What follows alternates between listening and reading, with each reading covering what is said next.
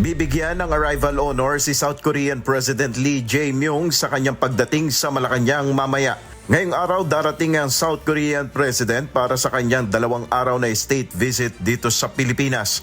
Ayon sa Malacanang, ito ang kauna-unahang pagbisita ng South Korean President sa Pilipinas at kauna-unahang state visit matapos maging epektibo ang Free Trade Agreement ng dalawang bansa noong December 31, 2024. Sa magaganap na pagpupulong ni Pangulong Ferdinand Marcos Jr. at ng South Korean leader, inaasahang pagtitibayin pa ang relasyon ng Pilipinas at South Korea.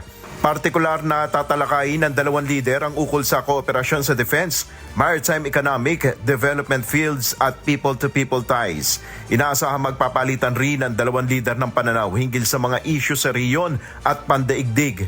Bago ang nakatakdang pagbisita, nagkaroon muna ng bilateral meeting sina Pangulong Marcos at President Lee sa APEC Summit sa Gyeongju noong Oktubre 2025. Ang state visit ay kasabay ng 77th anniversary ng pagtatag ng ugnayan diplomatiko ng Pilipinas at Korea noong Marso 1949. Nel Maribuho, humahataw sa balita ngayon.